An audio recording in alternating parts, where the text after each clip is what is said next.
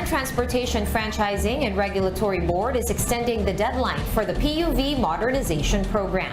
LTFRB Chairman Teofilo Guadis III said the extension is for 1 more year. Transport Group Pasang Mazda calls on the government to negotiate with suppliers to lower the cost of modern jeepneys. Kasi ito sa aming mga hinihiling na makausap din upang babaan yan. Ang ginawa naman ng ating pamahalaan, nilakayan ng subsidy. Ang subsidy binigay sa amin noon ay 160,000, ay 80,000. Ngayon ginawa nila 160,000 hanggang 360 kanya. Makakadagdag tulong na rito. Pero sabi ko nga, kailangan siguro ay magkaroon ng tamang negosasyon sa mga supplier na babayan talaga ang presyo. Isang hangad lang naman ho talaga ng programa is itataas yung kalidad ng serbisyo po for our passengers, for the riding public, and as well as to uplift po the quality of service that our transport service providers ought or should give to our commuters.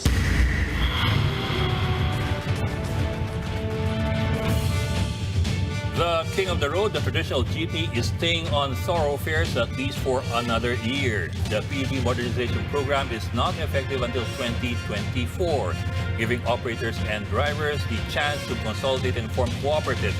But between getting funds to buy new vehicles and retraining stakeholders, can PUV groups transition smoothly into this new system of public transportation? We discuss the economics of the PUV modernization program in this episode of the Chiefs.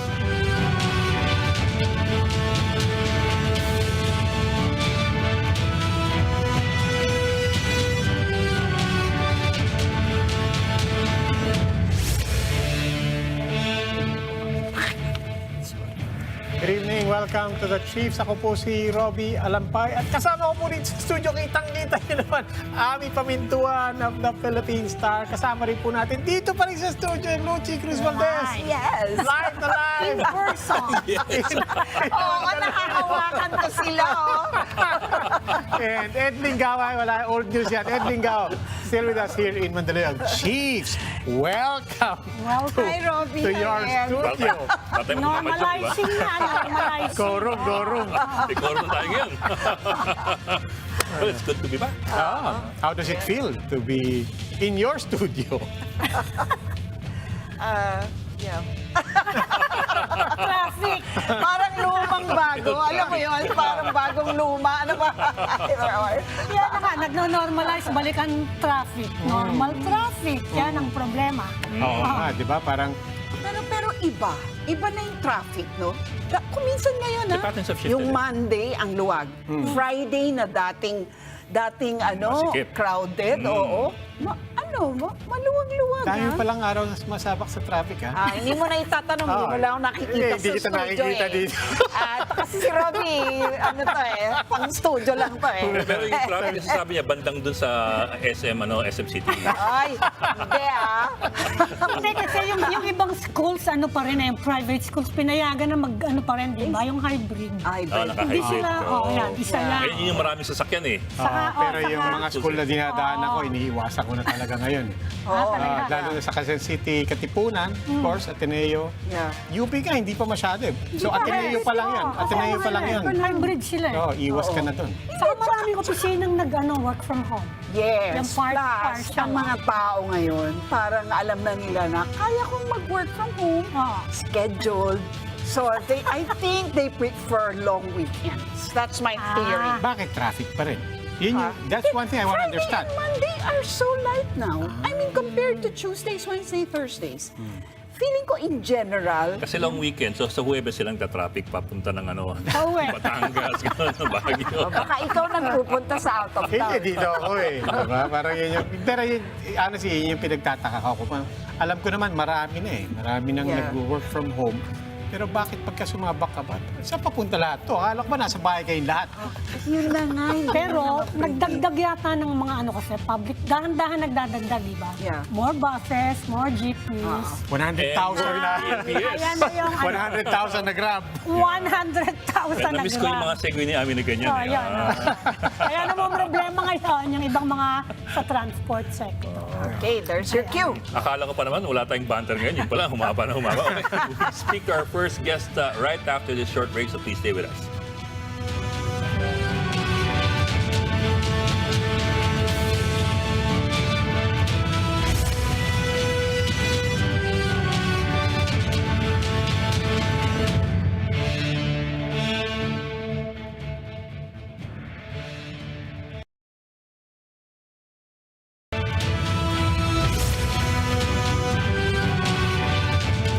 We'll be talking about the Jeepney Modernization Program still later on in the program, but we will start off with another topic.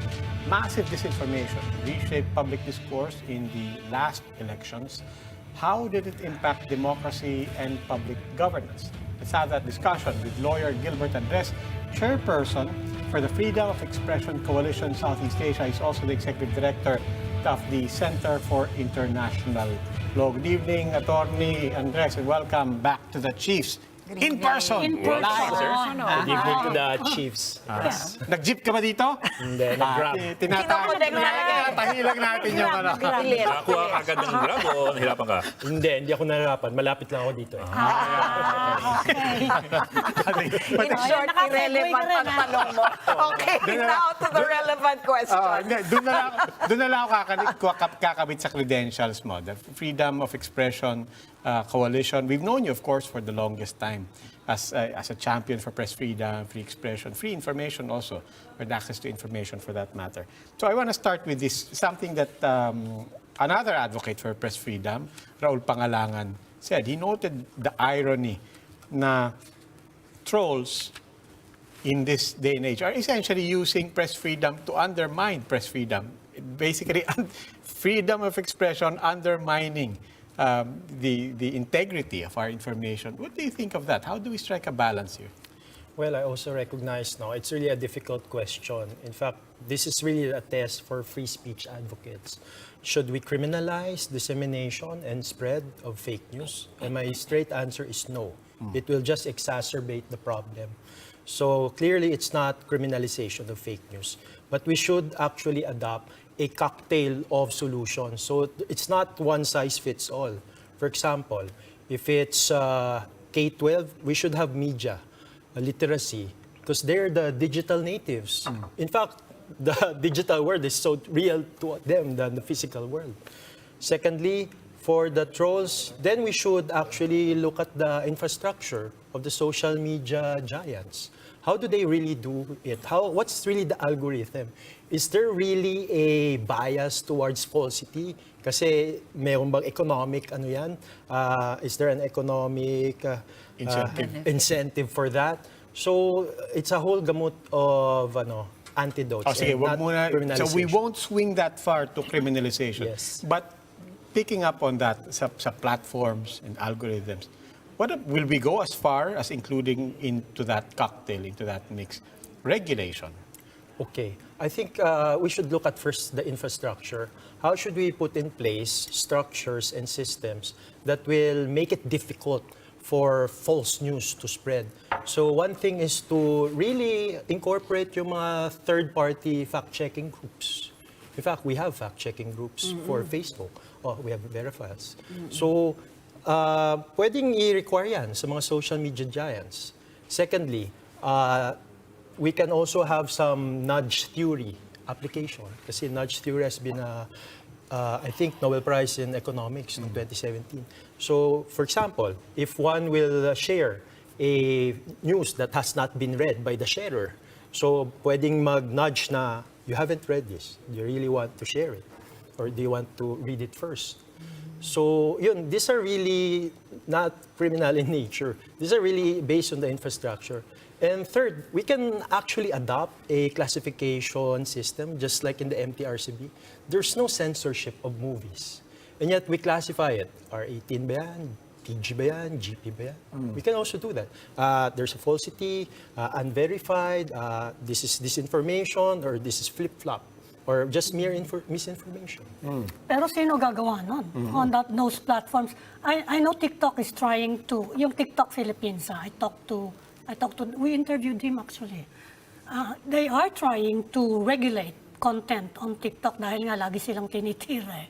Sila daw yung purveyor ng false information. Kaya lang it's so hard and considering the record, what happened during the election, since we were in the elections last year, how effective is the fact-checking? Yan ang isa pang bagay dyan. Okay, I've heard na there's really a cycle kasi the fact checkers should really be very sure of their fact checking or else they're the purveyor of disinformation. Meron tayo nga Kaya may cycle sila, sabi nila it's a 12-hour cycle. But disinformation is really fast-moving Oo. So that's really the challenge of the system. Pero Paano mag-apply yung MTRCB? Dahil kasi, yung MTRCB, pag nag-rate, halimbawa, yung pelikula mo na rate na R15, lugi ka na kagad.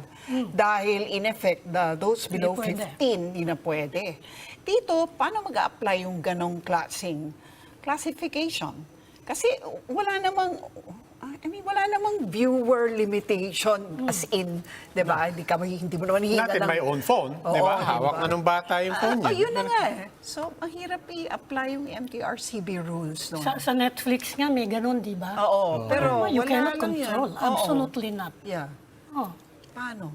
I think it's MTRCB style pero really adapted to the social media networks. Let's just say Facebook o Meta. So siguro ilalagay dyan, opinion ba yan? Or is it really news? Or is just mere creative expression? Mga those types of classification. Now, frankly, I haven't really thought kung paano yung nitty-gritty. It's more of a nudge-based na system. It's more of it fulfills international law as well as constitutional law with respect to freedom of expression.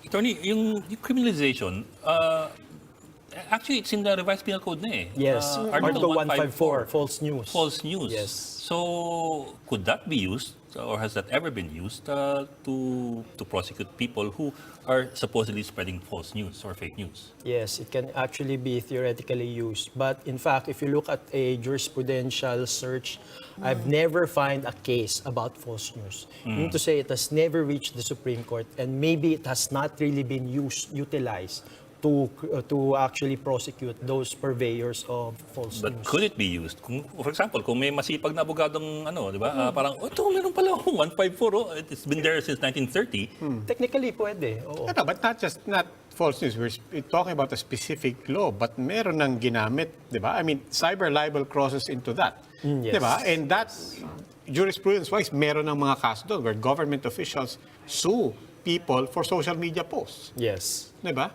On the premise that that is false news. Siguro kaya hindi na challenge hindi na a-apply ang false news na law because of the libel law. Dahil ang kailangan sa libel is the malice Yes. Di ba? So kahit masabi mo false news yan sabihin, hindi naman malicious ano yun ano lang siya, nagkamali lang talaga kami. How do you tell which is false kasi and which is inaccurate news? Kaya hindi siguro siya na-apply. So mas maano ngayon yung libel. Mahirap patunayan yung false Tsaka mas Yung sanay malice, na mas madali-dali pa ng konti. Mas sanayan ng prosecutors natin sa libel at Libel. cyber libel. Yes. And malice is presumed already. Yeah. Sa Well, private individuals. So it's a lot easier to you just Yes. if you just fail to disprove it as a private individual, then And you're truth is not a defense kung sa Yes. private Yeah. individuals. So, Yeah. in fact, alam niyo naman yung Adonis versus the Philippines, there's already a Human Rights Committee view that our libel laws are actually incompatible with our Article 19 ICCPR obligation. But I guess something more fundamental here, instead of trying to dive deep into whatever options or whatever ingredients into that cocktail or that mix, is the more fundamental question is, do we attack this on the supply side with regulation and so on, or is it actually more effective to try to attack it on the other side, on the demand side, information resilience, education, and so on? It's not sexy, and it's a long game, but is it that really, at the end of the day, much more Education talaga. effective? Yes, I do agree with that because in fact, education will be a far-reaching strategy. Kasi the digital natives, natural na sa kanila ang cellphone. And kailangan nilang they need to really know whether that's true or false. Oo. But attorney, yun nga, education is not a sexy thing to push Yes. in Congress. Because it's law. Yeah, legislators find it sexier to push laws against fake news. Whoever is going to decide what is Yung fake may and what is not. mapaparusahan. Oo. And madaling kumapit yung mga tao sa isyong yun. Kasi, fake news yan, parusahan yan. How are those proposals moving? Are they moving at all? And what's wrong or right about that? Well, in fact, I was invited just this morning with a technical working group of the Senate Committee on Justice and Human Rights, because there are actually, I think, maybe 3 or 4 pending bills before the Senate. Yeah, di ba? So the bills really, number one strategy of one bill is to amend the Cybercrime Prevention Act. So Section 4C4 yung cyber libel, di ba? So they want to add Section 4C5. So yan, fake news. Another bill naman, it tries to amend Article 154 of the revised penal code to add fake news to false news. So that's what we actually discussed Fine earlier line, in the technical working group. Yeah, it's a fine line, but it also expands the gray area that actually makes it very dangerous for people. Because there can be a Criminal lot yun. of good faith postings Yes. by people. Diba? We've seen that, especially during the pandemic. You assume that even a lot of people who were anti-vaxxers, who didn't want to, who were against vaccination, but a lot of these people were giving information as on good faith. Yes. Diba? Yes, And paano yun? that they do believe and whatever it diba? was they So how were do you- writing. Yeah, they did not mean to disparage anybody. Who's to judge, right?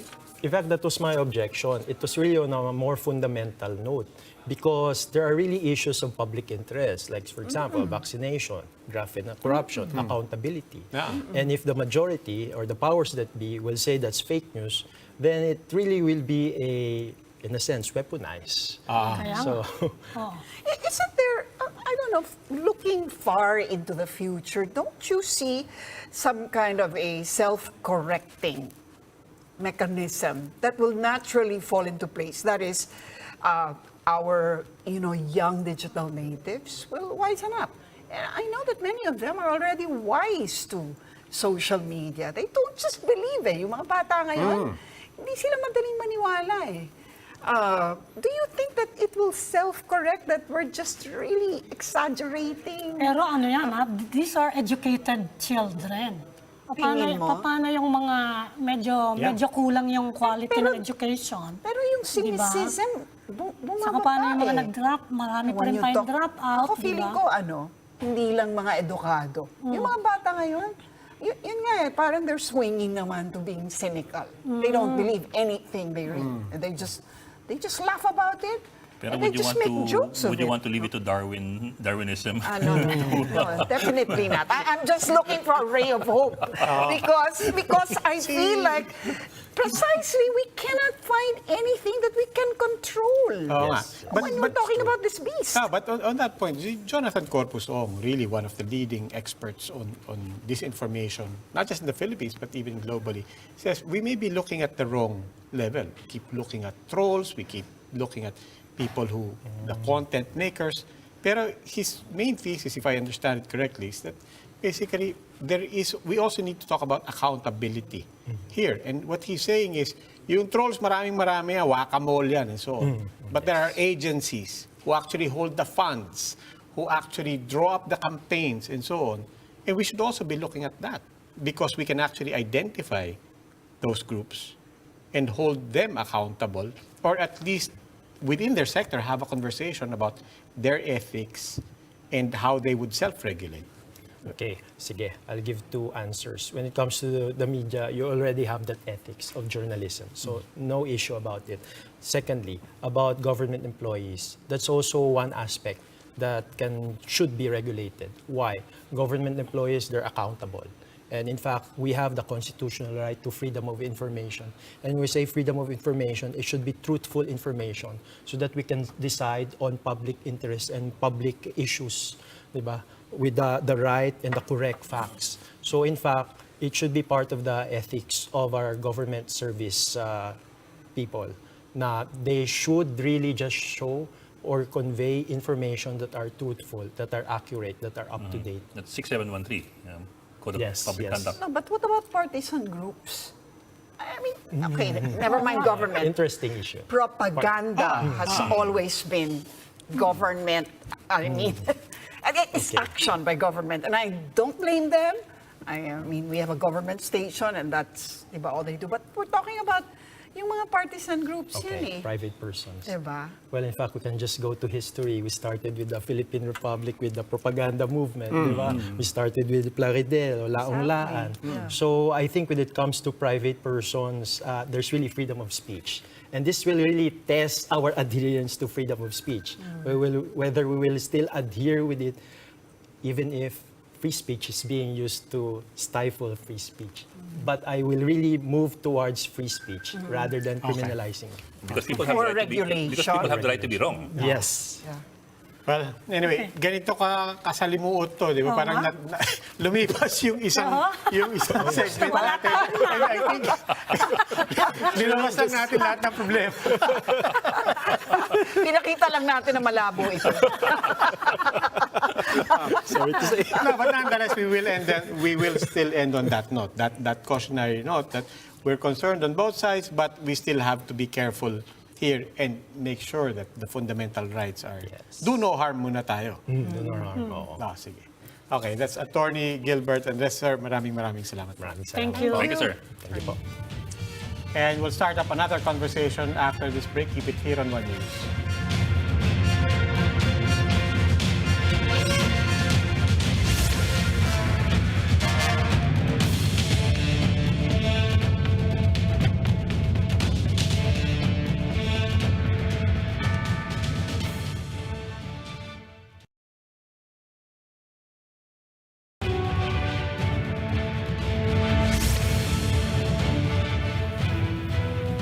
Public utility drivers are having a hard time keeping up with the PUV modernization program.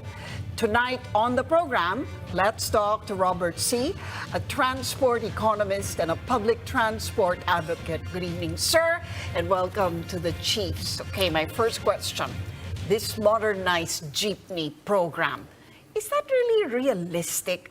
Considering that the cost is just too high, 2.4 million for a single modern jeepney, how can a simple jeepney drivers group come up with enough number of modernized jeepneys to fill the demand? That's a good question. Well, first of all, thanks for having me here. I'm really happy to Yes, be back good evening. here Welcome. person. Good to in see you. person after several times on Zoom. But to get back to your question, today we need a rethink of the PUVMP, the Public Utility Why? Vehicle Modernization Program. Of course, the objectives were laudable. We need to have a replacement of old, unsafe vehicles. We need also to look at a change in the business model away from what they call Service yung on-street Boundary. competition and yung Yes. boundary system. That's a boundary. When you have individual operators or drivers competing for passengers, it results also in risky behavior. Right. Tapos kung minsan, what they call nangingitlog sila in the bus stops and stations, you have an inefficient approach to delivery of transport. So really the best practice is when you have everyone on a route working on the same team, working to deliver an agreed service plan. So that's the ideal. Para predictable, may schedule. You also have, off times that are served. That's what we need. But Pero yun ang gusto nilang gawin sa modernized jeepneys yan yes, diba? the problem always is how do we move away from, in a way, the convenience also that you have today of running your own vehicle, running your own small business. And then, like you say, the cost is prohibitive for the individual operator. So we need to look at first how we can provide sufficient carrots or incentives so that our single operator driver will be willing to join a group Yes. and work under sort of that, what we call common Cooperative. fleet management. So he loses control He of his... loses some of his independence. He has to sacrifice that. But there are some gains. You become more efficient and hopefully also more profitable. We need to find also ready financing for the replacement of the old vehicles. And right now, that's a really big gap. And that was a problem with the old system, with the old package. You had previously, initially, what they call an equity subsidy. Yes. Parang they give you Right. something to pay for your old Yeah. vehicle. Initially, it was 80,000. Ngayon, 160 something Ngayon, yata eh. 160. But still, for many operators, they think, my vehicle might be worth more than that. There's still a reluctance to join because of a feeling, medyo lugi ako dun. So, for us in the Move as One coalition, we've been advocating first for a higher, what they call equity subsidy. We've been lobbying for at least 50,000. More, So that for 50,000 Additional. more. to make 50,000 the equity subsidy for the replacement of an old jeepney, so that people will feel, hey, this is a good deal. I want to take that. Second is, in terms of the financing, we need to make it a sweet deal so that people will want to join. All of us who are interested in better public transport, it's to our benefit, it's to society's gain. If we have modern vehicles with low emissions, with reliable service, with safe operations, all of that will be to our collective benefit. We should be able to give our public transport industry a good deal so that they will see it as a win-win situation for them. So where do we start? I mean, so many ingredients, there's so many moving parts, Yes. as it were. Where do we start? Well, today, DOTR, I think their number one task is to craft a long-term plan that has all these lessons, factored in. We can see that the last 3 or 4 years, may mga problema, a lot of resistance from operators, a lot of constraints in terms of available financing. Let's try to find a program. Kasi when you think about it, it is such an important part of our economic development plans. If people cannot move around efficiently, right? There's so much of a productivity loss. People are wasting so much time every day Waiting Waiting for for in a ride. queues, in even just the loss of their own personal time, the loss of available sleep, right? Sir, could you just clarify something? Because when you say that, we need to take a step back and people have to see even the business model here. Yes. When we say that, we have to factor in all the lessons, just want to make sure, are we in effect taking a step back in this entire program? Or are we in fact going back to square one? Where we shouldn't go back to square one because there are many good elements in the initial program. It had very laudable aims, but the sequence and also the resources that were provided were not commensurate with the scale and significance of the program. We need to give it more priority. When we look back, how much did we actually spend in terms of budget to support the PUVMP? When you look back, it probably didn't even total 10 billion over the last 5 years. So in terms of magnitude, it's really insignificant when you think of the public transport service that serves like 98% So of now, commuters so now with nationwide. the benefit of hindsight and hard lessons, is there a safe number that you can add there that actually the budget should have been multiplied by a factor of what? Well, I would say today we need to think of raising at least 500 billion. You know, today we are spending 500 billion for Metro Manila subway, which in the end may serve several 100,000 commuters.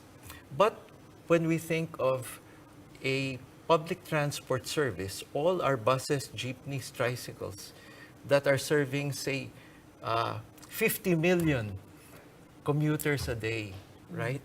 We need to think of something that's commensurate to that.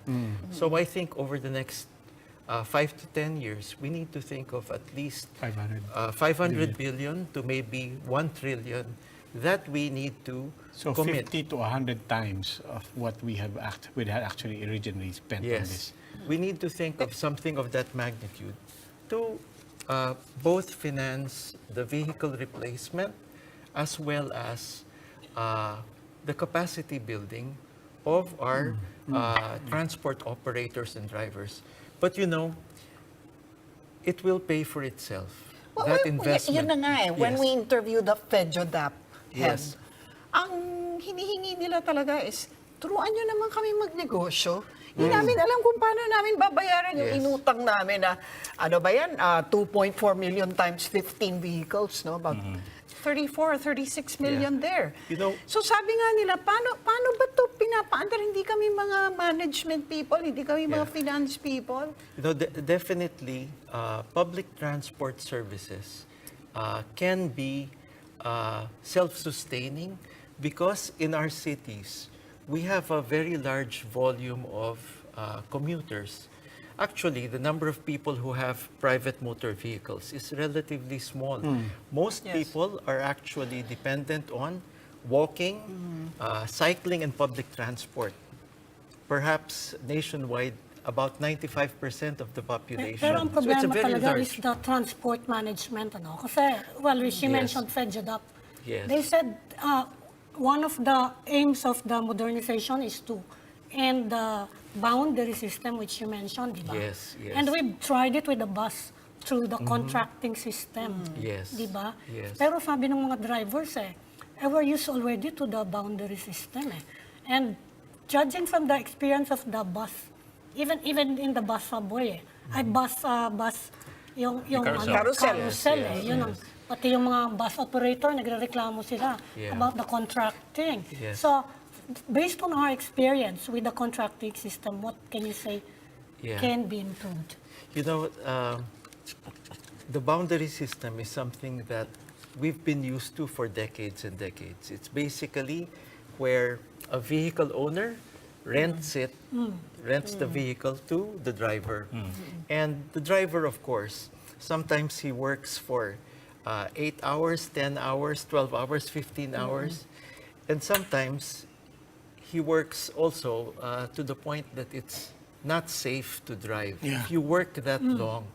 And I think what we mentioned earlier, when you run your own vehicles and you're after more revenue, you can also be chasing after passengers and competing with other drivers, you know, to capture passengers. So this is one of the issues. If we want reliable, safe, predictable public transport on a route, the best way is if you have a coordinated Yes. service. Yes, sir. Sir, clearly now, sir, Contracting. Yes. problemado yung boundary system. I mean, Yes, you've yes, seen that yes. over the generations. Pati nga, to Ami's point, Yes.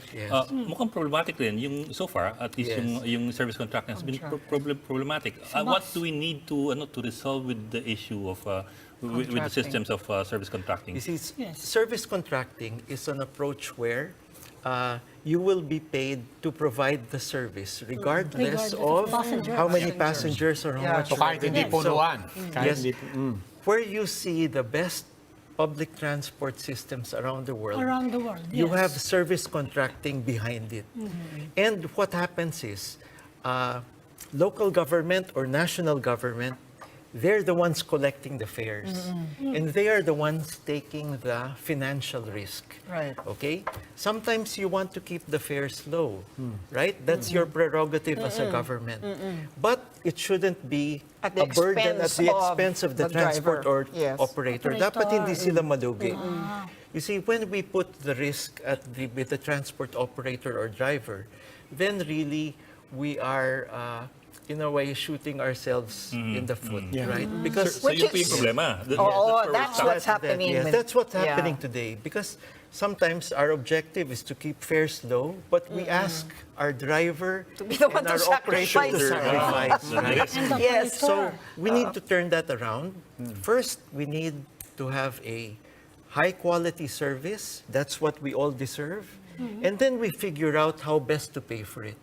Sometimes part of it can be, sometimes it can be fully self-sustaining, sometimes not.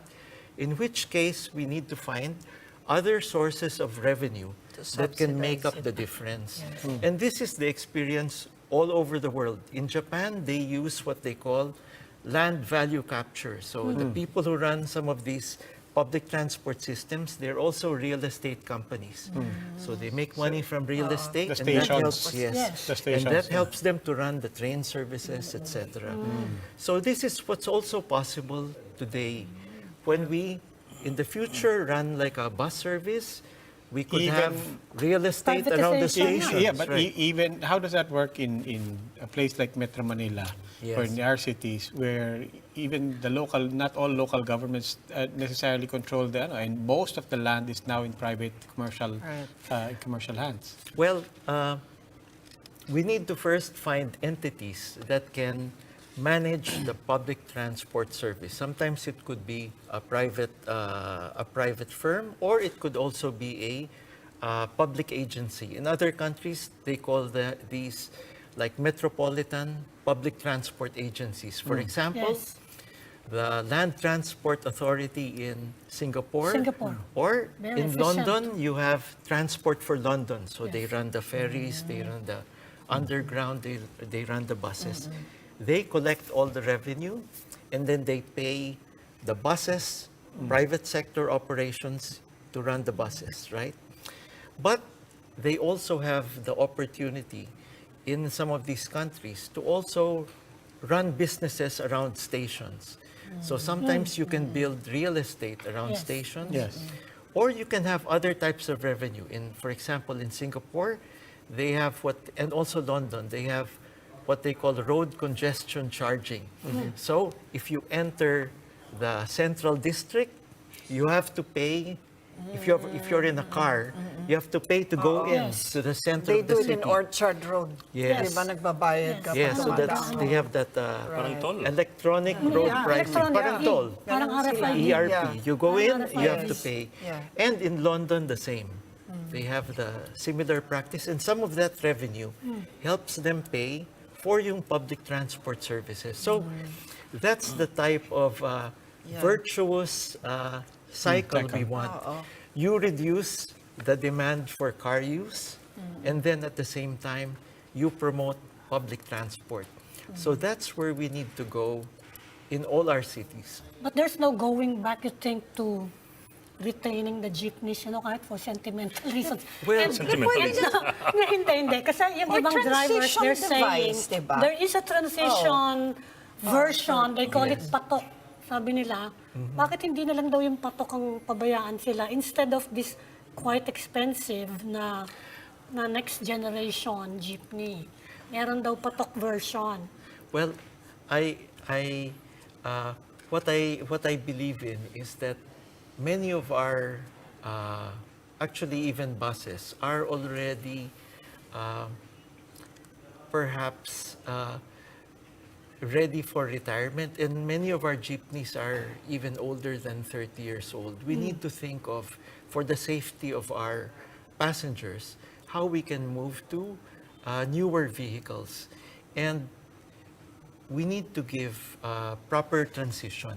Hindi pwedeng Yes. biglaan. And I think that was also one of the problems with the earlier program. It was sort of reform by deadline, right? We imposed deadlines and penalties.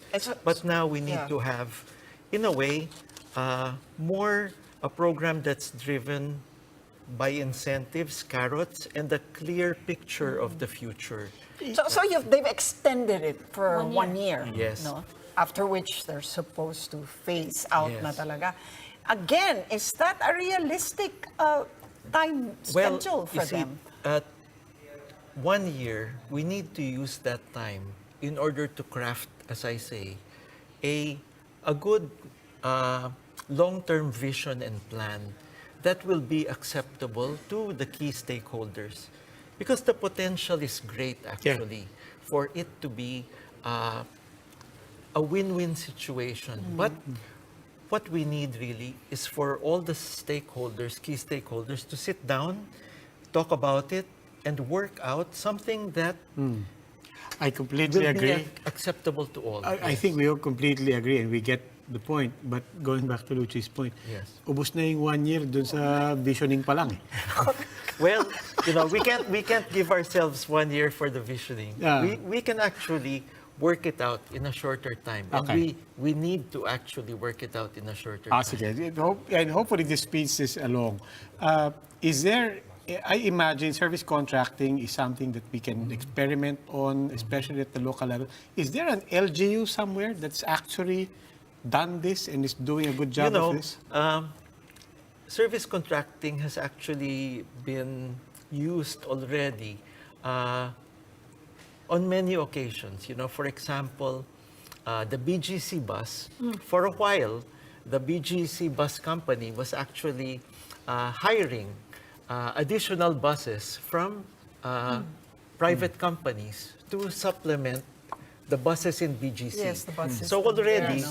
there was an experience with service contracting. And today, even Quezon City runs their own fleet of buses, and they provide, I think, around 8 different routes around Quezon City. They're also hiring private companies to provide services according to a schedule. So there's nothing. But is it exactly contracting or they're providing free rides? Well, Medyo iba siya, di ba? well, they're It's a different providing business model. they're providing free rides right Yes. now. What we are also advocating for is that LGUs should have the power to also charge fares Yes. so that they can make those types of services sustainable and expandable. Right now, what only limits them, perhaps, is that they're not able to collect fares. But if they could collect fares, Quezon City, they could further expand those public transport services.